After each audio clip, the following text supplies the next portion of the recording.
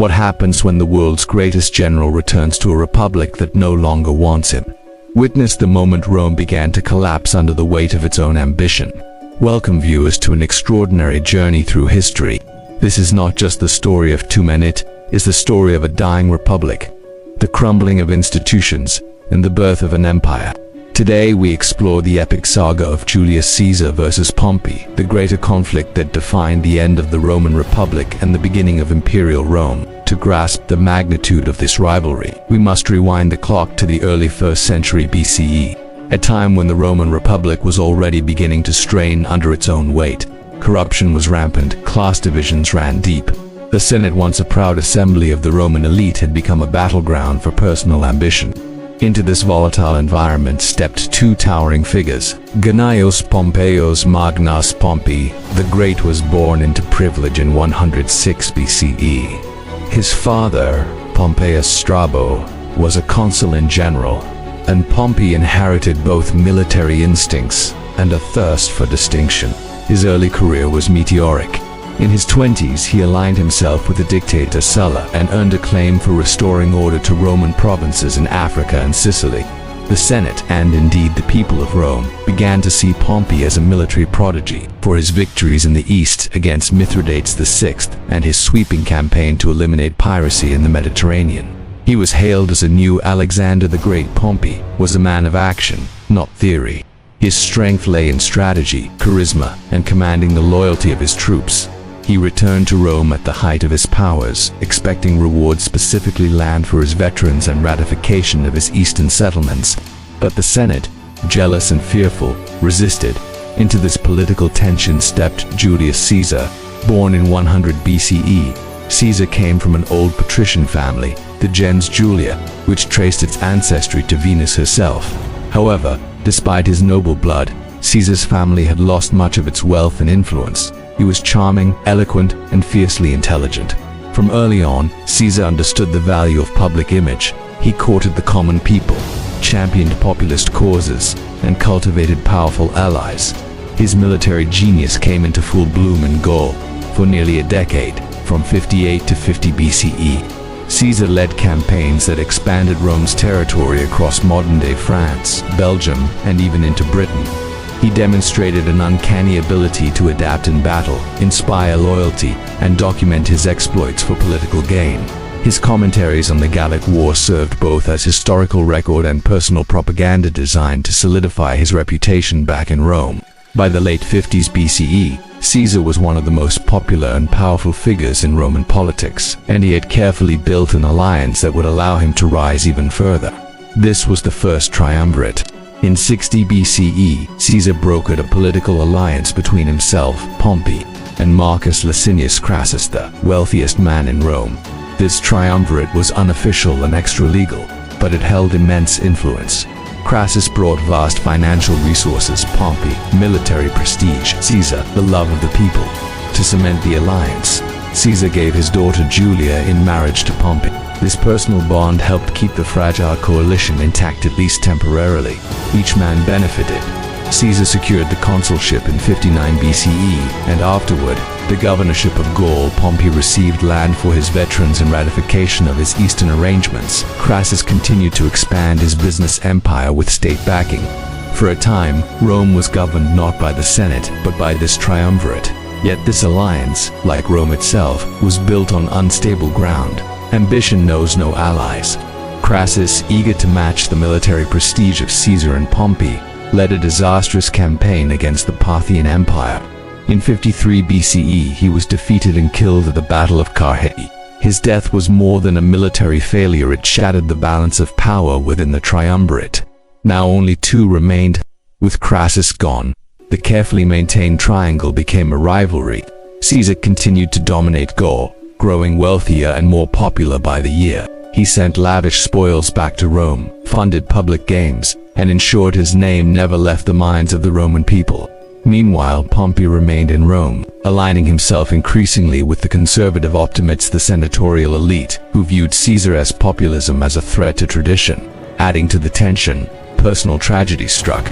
In 54 BCE, Julius Caesar's beloved daughter and Pompey's wife died during childbirth. Her death severed the human bond that had held the two men together. It removed the last emotional buffer between political rivalry and civil war. The Senate, seeing an opportunity to isolate Caesar, encouraged Pompey to stand against him. They offered Pompey extraordinary powers, appointing him sole consul in 52 BCE to quell riots in the city. Pompey accepted, effectively becoming a legal autocrat under the Senate's blessing. And so, Rome was divided not just geographically, but ideologically. On one side stood Caesar, champion of the populares, supported by the masses, commanding loyal legions in the provinces. On the other stood Pompey, defender of the aristocracy, aligned with the Senate, and in nominal control of Rome. By 50 BCE, tensions had reached a boiling point. The Senate, under Pompey's influence, ordered Caesar to disband his army and return to Rome as a private citizen. They knew that without his legions, Caesar would be vulnerable to prosecution and political ruin. But Caesar had not spent a decade in the wilderness, building power and prestige, to surrender it all.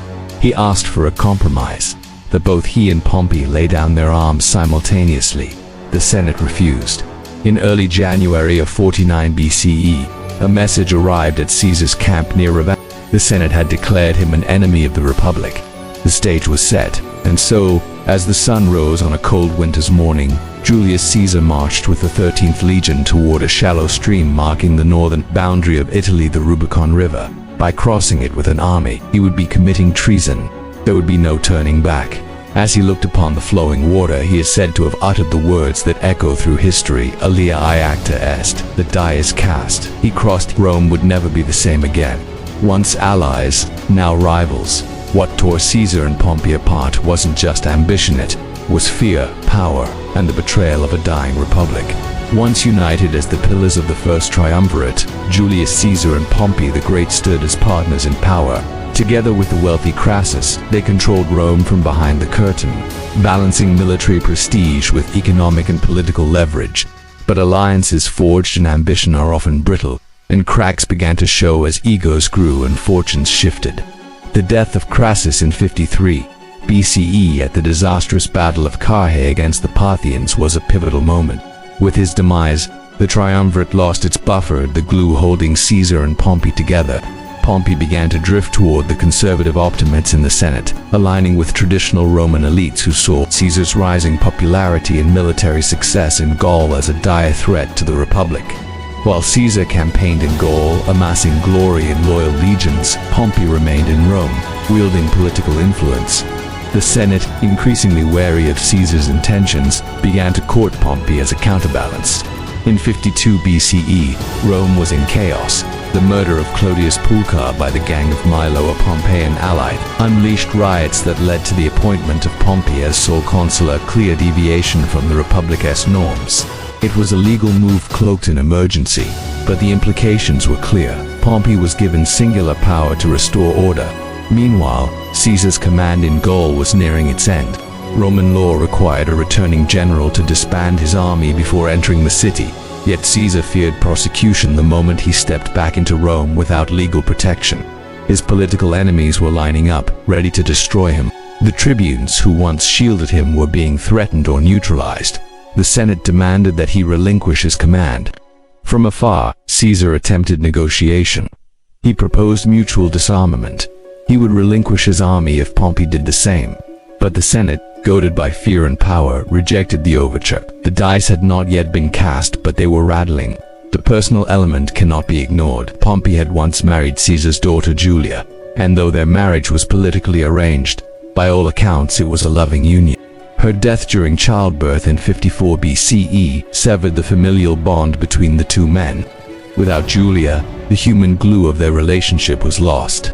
Whispers of war filled Rome. Both men claimed to defend the Republic, yet each saw in the other a tyrant. The Senate, largely influenced by Pompey's presence, declared Caesar an enemy of the state. It was an open challenge. Behind the scenes, propaganda flowed. Caesar depicted himself as a humble servant of Rome, forced to defend his dignitas' personal honor. Pompey, meanwhile, branded Caesar a would-be king, but whose version of the truth would the Roman people believe? Rome's fragile political architecture trembled as two colossal egos prepared for confrontation. Pompey believed he had the Senate and the support of Rome. Caesar had his veterans, hardened from a decade of conquest, bound to him by loyalty, land promises, and shared blood. In early 49 BCE, when Caesar was ordered to surrender his command, he hesitated. Then, knowing peace was no longer an option, he began to march. This was no longer a rivalry, it was a countdown to civil war. What began as political rivalry is about to ignite into full-scale conflict. The fate of Rome now hinged on one step across a shallow river named the Rubicon. What tore Caesar and Pompey apart wasn't just ambition, it was fear, power, and the betrayal of a dying republic. One step across a river became a leap into civil war. Follow Caesar as he makes a decision that will reshape history. The Rubicon, a shallow stream in northern Italy, insignificant in geography but seismic in consequence. To most, it was a mere boundary, but in 49 BCE it became the line between peace and civil war. When Julius Caesar approached its banks with the 13th Legion, he was no longer just a general, he was a man on the brink of rebellion. Let us understand why this moment mattered so much. According to Roman law, no general was permitted to lead an army across the Rubicon into Italy. It was an act of war against the state itself. Caesar stood on the edge of that stream not just with his soldiers, but with the weight of centuries of Roman tradition pressing against his chest. He was not impulsive. Caesar had negotiated with the Senate in good faith. He offered compromise to disband his army if Pompey would do the same. But the Senate, heavily influenced by Pompey and the Optimates, saw this as weakness. They demanded his surrender without condition. They declared him a public enemy. The Senate had crossed a political Rubicon of their own, and so Caesar faced a choice. Exile, humiliation, possible death or rebellion. That night amid the cold air and murmuring waters, Caesar reflected on his fate. Suetonius tells us that he muttered the fateful words, Alea Iacta Isti the dies cast. He crossed behind him, marched to 13th Legion, fiercely loyal after 8 years of campaigns in Gaul. These men were not just soldiers, they were Caesar's family, and they were about to fight against their fellow Romans. The reaction in Rome was panic. The Senate fled the city. Pompey, shocked by Caesar's boldness, abandoned Rome without a fight and regrouped in southern Italy. Though he had more legions on paper, Pompey was unprepared to meet Caesar's swift advance. Caesar, meanwhile, moved with calculated precision. He secured city after city, often without bloodshed. His policy of clemency, pardoning enemies and sparing lives, was not only shrewd politics but also effective propaganda. He framed himself as the reluctant rebel, forced into civil war by injustice. The imagery from this event has echoed for centuries. A man standing at the edge of the known world, risking everything on a single decision, and not for mere conquest, but for control of the very idea of Rome. This was not just about Caesar and Pompey anymore. It was about the Republic itself. Was it still a government of shared power, or had it become a tool of aristocratic preservation? As Caesar marched south, cities opened their gates. Magistrates switched allegiances. Even some of Pompey's allies began to doubt his leadership. The psychological shock of Caesar's action, the audacity of crossing the Rubicon, disrupted the established order. But war was now inevitable. Pompey had no intention of surrendering Rome to a man he increasingly viewed as a tyrant. He gathered his forces in Brandisium, planning to retreat across the Adriatic and regroup in the eastern provinces. Caesar reached the port city too late to stop him. Pompey escaped but barely. The stage was now set for a wider, bloodier confrontation. Still, Caesar remained relentless. Instead of pausing, he turned westward to consolidate his control in Spain, defeating Pompeian loyalists there before returning east to confront Pompey himself. Crossing the Rubicon was just the beginning. It was the moment the Republic crossed from illusion to reality, from a state governed by rule to one ruled by ambition. It is a moment that echoes through time, reminding us of the fragile line between legality and power, tradition and transformation. Prepare to witness the full scale of the civil war that followed. Two former allies turned enemies. Two titans vying for control of Rome. The stakes, nothing less than the soul of the Republic, became a leap into civil war. Follow Caesar as he makes a decision that will reshape history. Two titans of Rome clash in a brutal civil war. Who will the legions follow? Who will Rome choose? The die had been cast. The Rubicon crossed, and now Rome stood on the precipice of a civil war that would determine not just who ruled the Republic, but whether the Republic could survive at all. The year was 49 BCE. Pompey the Great, once Caesar's ally and now his chief adversary, had fled Italy with the Senate elite to Greece, hoping to regroup and strike back with a stronger force. Caesar, meanwhile, swept through Italy with remarkable speed and minimal resistance, but Caesar's true challenge lay ahead, defeating Pompey in open war. Caesar first turned westward to Spain, where Pompeian loyalists held strong. "I go to Spain," he reportedly said, "to fight an army without a general. I shall return to fight a general without an army." In a lightning campaign, Caesar crushed Pompey's lieutenants at Ilerda in 49 BCE with Spain secured. He returned eastward to face his old friend turned rival across the Adriatic Sea. The political stakes were enormous. Caesar claimed legitimacy, portraying himself as the defender of the people against a corrupt oligarchy. Pompey painted Caesar as a usurper, a tyrant threatening centuries of republican governance. Both men launched propaganda campaigns, coins minted with their faces, messages spread through public orations, and loyalty pledges extracted from provincial governors and magistrates. In early 48 BCE, Caesar crossed the Adriatic with a small force, risking everything. His supply lines were fragile, his fleet scattered, yet boldness was his trademark. At Dyrrhachium, Pompey held the superior position and nearly defeated Caesar, but Caesar's men, veterans of Gaul, hardened by a decade of warfare, held firm. Despite setbacks, Caesar avoided complete disaster and retreated strategically, always keeping Pompey within striking distance. Then came Pharsalus, the battle that would change everything. On August 9, 48 BCE, in the dusty plains of central Greece, the two giants finally collided.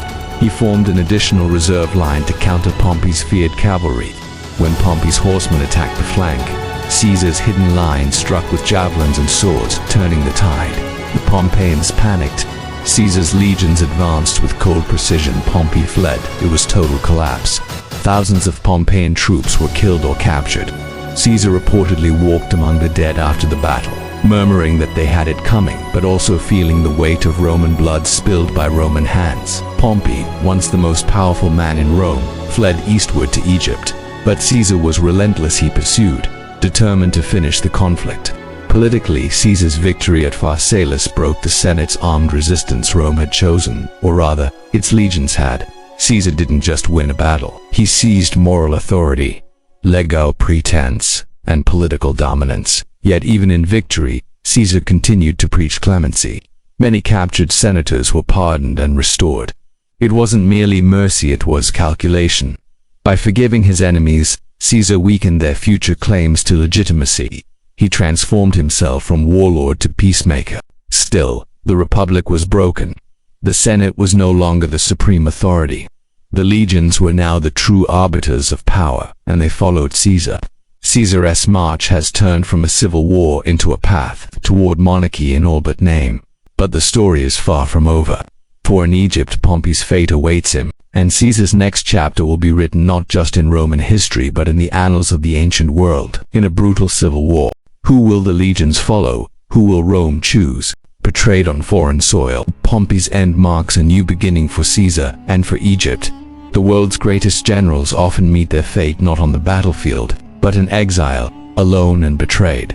For Pompey the Great, his downfall was sealed not by the sword of Caesar, but by the knife of a foreign king desperate to curry favor with Rome's new master. When Pompey fled the devastating defeat at Pharsalus in 48 BCE, he carried with him a tattered legacy, a broken army, and a fading sense of purpose.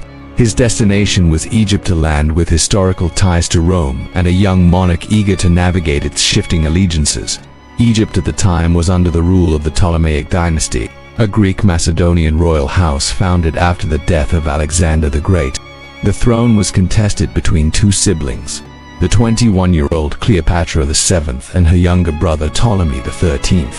Their rivalry had already plunged the kingdom into internal strife. When news reached Alexandria that Pompey was approaching their shores, the court of Ptolemy XIII was divided.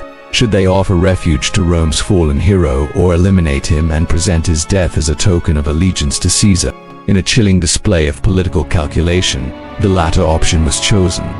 On September 28, 48 BCE, as Pompey disembarked on the Egyptian coast near Pelusium, he was stabbed to death by former Roman comrades turned assassins in the employ of Ptolemy's advisors. When Caesar arrived, days his decapitated head was preserved as a grim trophy, and his body left on the shore and mourned and unburied. Later, expecting negotiations, he was handed Pompey's severed head. Far from rejoicing, Caesar is said to have wept. It was a brutal end to a former ally, son-in-law, and one-time savior of the Republic. But Caesar could not dwell on sentiment for long. Egypt was in chaos. Cleopatra, ousted by her brother's faction, saw in Caesar not just an opportunity for restoration but for survival. She smuggled herself into the royal palace in one of history's most iconic entrances, concealed in a rug or linen sack, depending on the source, and unrolled at Caesar's feet. The Roman general, captivated by her wit, intelligence, and charm, quickly allied himself with her. A short civil war ensued between Caesar's forces and the army of Ptolemy XIII. The Battle of the Nile in early 47 BCE ended with the young king's death, likely drowned while fleeing. Cleopatra was restored as co-ruler, with her younger brother Ptolemy XIV serving nominally by her side. In Egypt, Caesar found more than victory. He found luxury, intrigue, and a vision of monarchy that stood in stark contrast to Rome's fractured republic. He lingered in Alexandria for months, longer than expected by his supporters in Rome. During his stay, Caesar and Cleopatra became lovers. Their union would produce a child, Caesarion, whom Cleopatra would later claim as Caesar's legitimate heir. This interlude in Egypt would have far-reaching consequences. It enraged many in Rome, who saw Caesar's indulgence as weakness, even treason. It also introduced the specter of Eastern influence into Roman politics, a theme that would haunt Cleopatra and later intertwined with Mark Antony's fate. Yet for Caesar, Egypt was a strategic necessity. Securing Cleopatra's loyalty ensured grain shipments to Rome and stabilized a volatile region. By early 47 BCE, with Egypt under Cleopatra's control and Pompey dead, Caesar prepared to return west. But his battles were far from over. Rome was still unsettled. Pompeian loyalists remained in North Africa and Spain. The Republic had not yet accepted Caesar's dominance. Still, in the sands of Egypt, the course of Roman history shifted again. Pompey's death marked the end of a generation. Caesar now stood alone atop the Roman world, unchallenged, but not yet safe. Victory in Rome required more than battles. It required endurance, reform, and the ability to quell rebellion from within and without. With Pompey gone, can Caesar bring peace, or will more enemies rise in his path? The death of Pompey may have ended the rivalry that sparked Rome's civil war, but it did not silence the Republic's resistance. In the provinces and in the Senate, Caesar still faced defiance. To consolidate his power, he would need not only political reform but military dominance. Upon his return from Egypt in 47 BCE, Caesar found Rome in disarray. His extended absence had emboldened opponents, and his reforms were stalled by bureaucratic resistance. Worse yet, his own legions in Italy, feeling neglected and underpaid, began to mutiny. In a moment of remarkable psychological mastery, Caesar addressed the rebellious soldiers as citizens, not comrades, a stinging reminder that they were no longer soldiers under his command. The guilt-stricken troops begged to be reinstated. Order was restored, but Caesar's lesson was clear. Loyalty had to be continuously earned.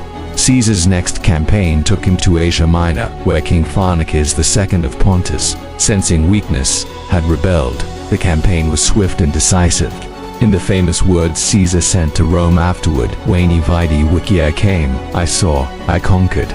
But Caesar's most formidable opposition remained in North Africa, where a coalition of Pompeian loyalists and Numidian allies had gathered. In 46 BCE, Caesar launched a brutal campaign culminating in the Battle of Thapsus. Despite being outnumbered, Caesar's tactics and the experience of his legions secured a crushing victory. Thousands were killed. Many Pompeian leaders, including Cato the Younger, committed suicide rather than submit. The death of Cato was particularly significant. A staunch defender of the Republic, his suicide became a symbol of liberty lost. Caesar, reportedly grieved by the act, lamented the end of his most principled opponent. Returning to Rome in triumph, Caesar celebrated with 4 lavish triumphs, but peace was still elusive. In 45 BCE, another rebellion erupted in Spain, led by Pompey's surviving sons, Gnaeus and Sextus. Caesar marched to confront them at Munda, a brutal and costly battle. Though victorious, Caesar lost thousands and came close to death himself. Gnaeus Pompey was killed. Sextus escaped. At last the opposition was broken. Caesar returned to Rome, master of the Republic in all but name. He was appointed dictator for life, given divine honors, and surrounded by statues and celebrations. But power, once seized, casts a long shadow. Caesar began a sweeping series of reforms, restructuring debt, redistributing land, extending citizenship, and reforming the calendar. His Julian calendar, an enduring legacy-aligned Roman timekeeping with the solar year-end, is the basis for the calendar we use today. Yet his growing authority alarmed many in the Senate. Statues of Caesar were raised in temples. His image appeared on coins previously reserved only for deities. Whispers of kingship filled the forum. Caesar rejected the crown publicly, but the symbolism lingered. In private, he wore purple robes. His behavior suggested a man no longer content with republican pretense. He had won the wars, but could he survive peace? Caesar is at the height of his power, but also the peak of political danger. The Republic had fallen, but its ghosts still haunted the Senate. Betrayal will come not from enemies abroad, but from allies within. Prepare for the Ides of March. Caesar had everything: power, fame, and control. So why did those closest to him choose murder? Following his Egyptian campaign, Caesar returned to Rome as an unrivaled power. He celebrated a grand four-part triumph, parading spoils of war and prisoners from Gaul, Egypt, Pontus, and Africa. The Roman populace rejoiced, but the Senate watched with growing unease. The Republic, already fragile, now seemed increasingly obsolete under Caesar's dominance. Once back in Rome, Caesar began implementing sweeping reforms. He enacted agrarian laws to redistribute land to veterans and the poor, reduced the number of those on the grain dole, and encouraged the rebuilding of cities in Italy and the provinces. He launched large-scale public works projects, expanded citizenship to loyal provinces, and increased Senate membership to include provincial elites, measures meant to unify and stabilize the vast republic. He reformed the calendar, replacing the old lunar system with the Julian calendar, aligning it more accurately with the solar year. This practical change would endure for centuries.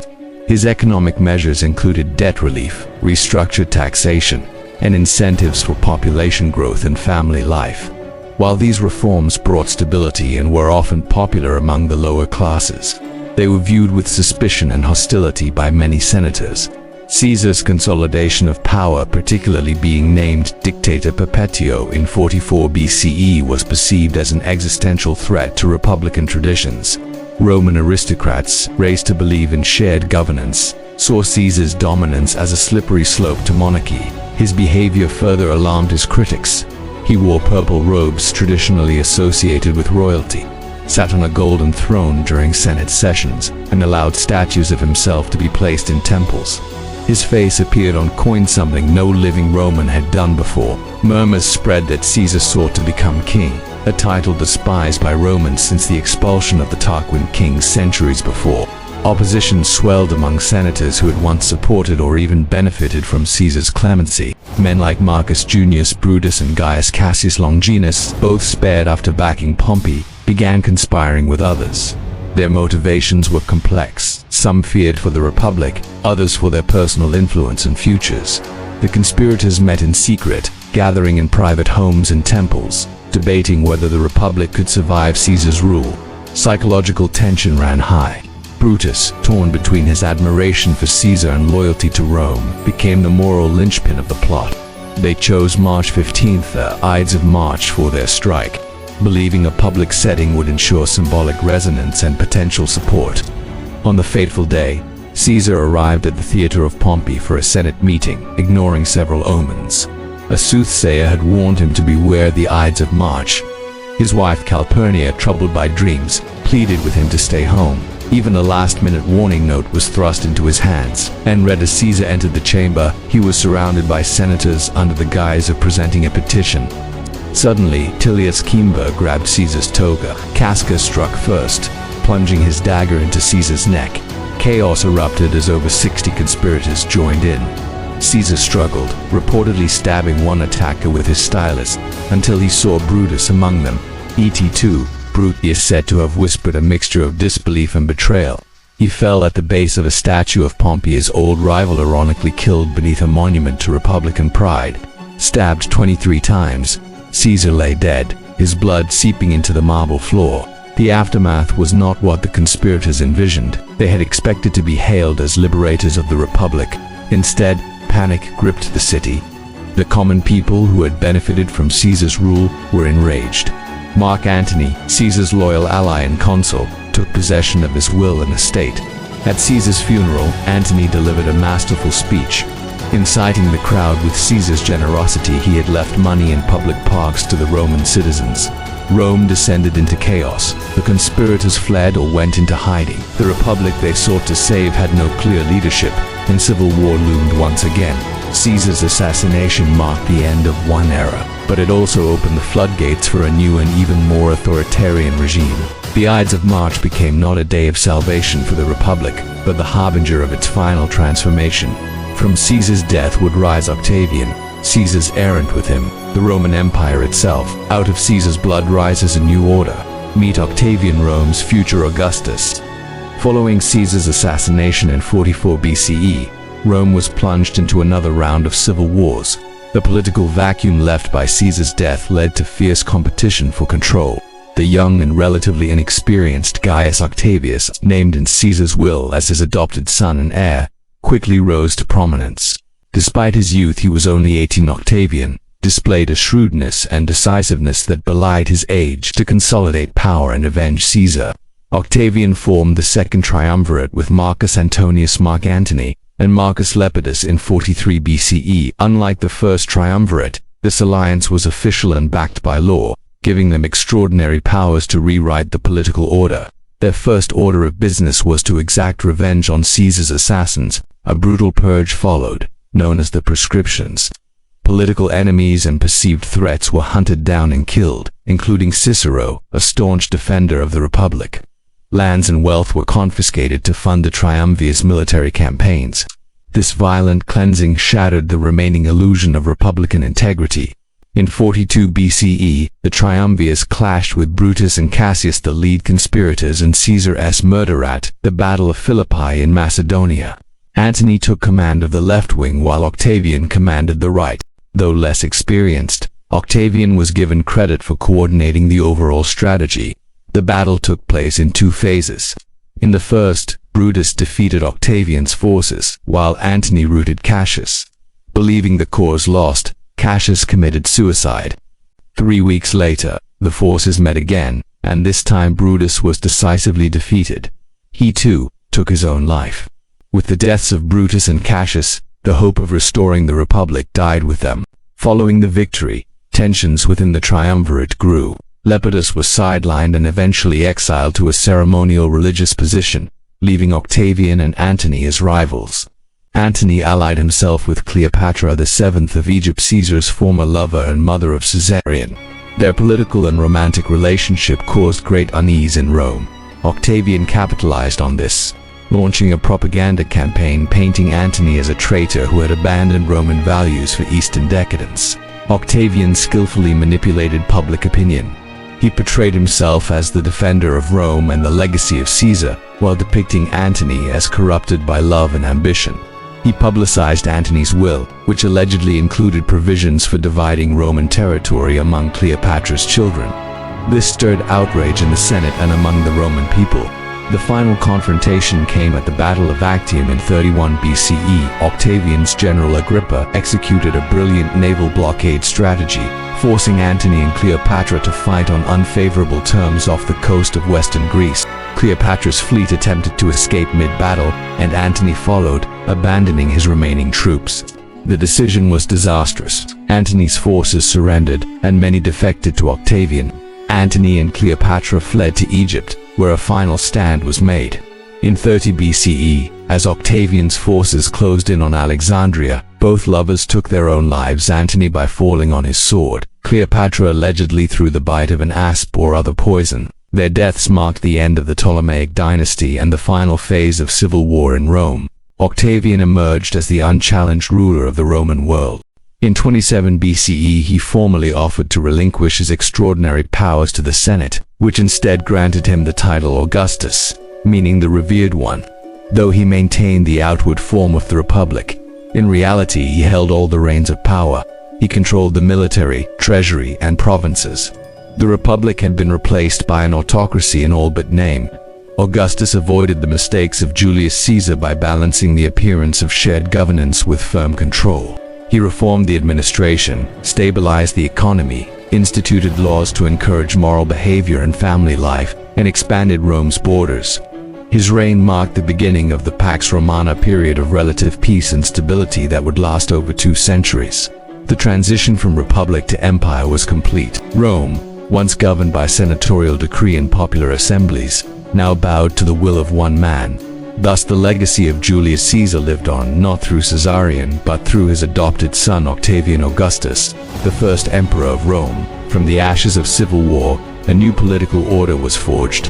The Roman Empire was born, and with it, the ancient world would be transformed forever. A republic died. An empire was born. What does Caesar's story mean for us today? As the dust settled over Rome and Octavian secured his grip as Augustus, the question lingered: what was truly lost and what was gained? Julius Caesar's ascent marked the final collapse of the Roman Republic, a government that had, for centuries, prided itself on shared governance, senatorial debate, and rule of law. But beneath the surface of Roman democracy had always lurked the ambitions of men, and Caesar merely seized what others had long been reaching for. Caesar's legacy is as paradoxical as it is profound. To some, he was a visionary reformer who restructured a crumbling state, offered citizenship and opportunities beyond the elite, and initiated a calendar that still governs modern life. To others, he was the original tyrant and autocrat who dismantled centuries of constitutional balance for personal glory.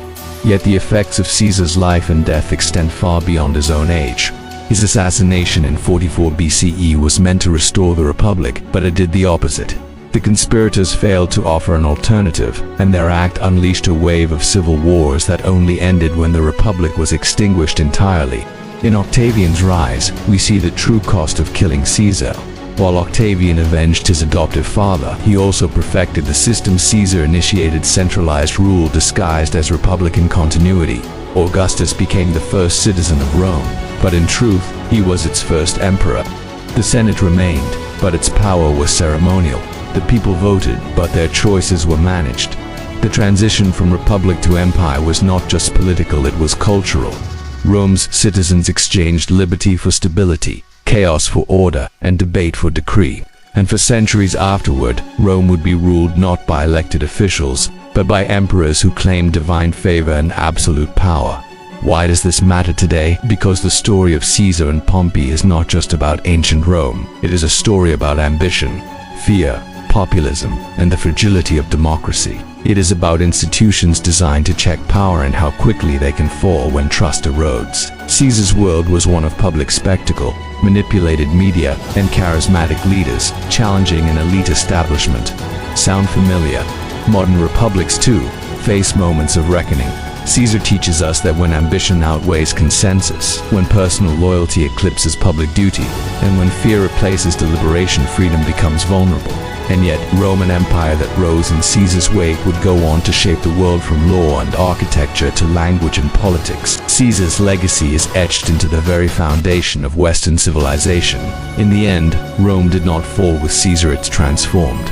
But in that transformation, something essential was lost. As the curtain falls on this epic tale of Julius Caesar versus Pompey, we leave you with a final thought. The Republic didn't die in a day, it died in decisions and ambition. Unchecked and in silence, mistaken for peace. History remembers Caesar, but it also warns us.